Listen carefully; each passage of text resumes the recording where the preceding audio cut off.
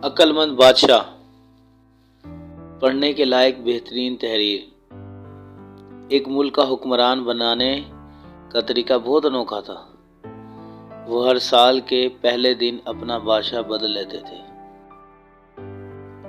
سال کے آخر دن جو بھی سب سے پہلے ملک کے حدود میں داخل ہوتا تو اسے نیا بادشاہ منتخب کر لیتے اور موجودہ بادشاہ کو علاقہ غیر یعنی ایسی جگہ چھوڑ آتے جہاں صرف سانپ بچھو تھے اور کھانے پینے کے لیے کچھ بھی نہ تھا۔ اگر وہ سانپ بچھوؤں سے کسی نہ کسی طرح بچ جاتا تو بھوک پیاس سے مر جاتا۔ کتنے ہی بادشاہ ایسے ہی ایک سال کی بادشاہی کے بعد اس علاقہ غیر میں جا کر مر کھپ گئے۔ اس دفعہ شہر میں داخل ہونے والا نوجوان کسی دور دراز کے علاقے کا لگ رہا تھا۔ سب لوگوں نے آگے بڑھ کر اسے مبارکباد دی اور اسے بتایا کہ آپ کو اس ملک کا بادشاہ چن لیا گیا ہے اور اسے بڑے اعزاز کے ساتھ محل میں لے گئے۔ وہ حیران بھی ہوا اور خوش بھی۔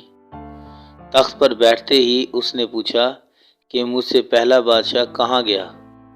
تو درباریوں نے اس ملک کا قانون بتایا کہ ہر بادشاہ کو سال کے بعد جنگل میں چھوڑ دیا جاتا ہے اور نیا بادشاہ چن لیا جاتا ہے۔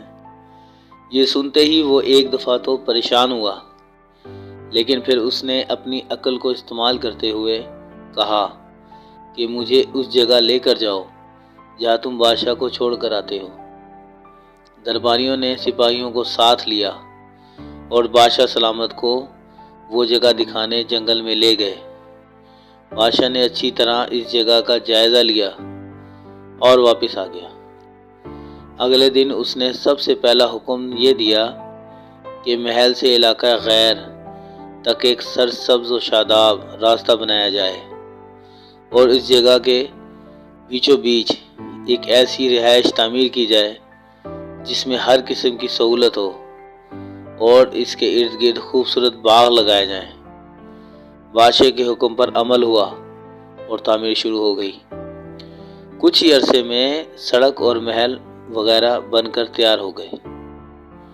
ایک سال کے پورے ہوتے ہی بادشاہ نے درباریوں سے کہا کہ اپنی رسم پوری کرو اور مجھے وہاں چھوڑ آؤ جہاں مجھ سے پہلے بادشاہوں کو چھوڑ آئے تھے۔ درباریوں نے کہا بادشاہ سلامت، اس سال یہ رسم ختم ہو گئی کیونکہ ہمیں ایک عقل مند بادشاہ مل گیا۔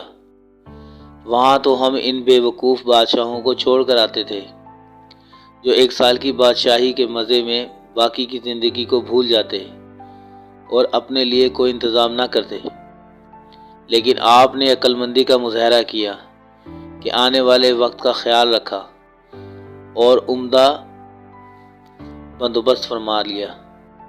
ہمیں ایسے ہی عقل مند بادشاہ کی ضرورت تھی۔ اب آپ آرام سے ساری زندگی ہم پر حکومت کریں۔ اس انوکھے ملک کا نام دنیا ہے۔ وہ نیا بادشاہ میں اور آپ ہیں اور علاقہ غیر ہماری قبر ہے۔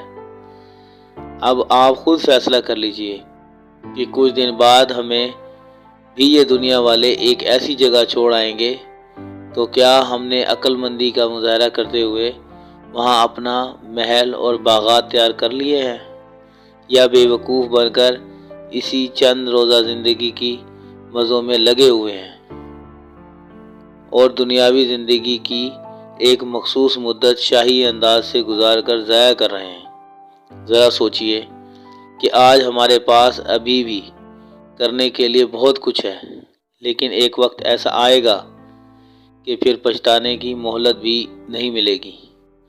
اللہ ہم سب کو اپنی آخرت کی تیاری، خوب سچی فکر کی ہمت اور توفیق عطا فرمائے۔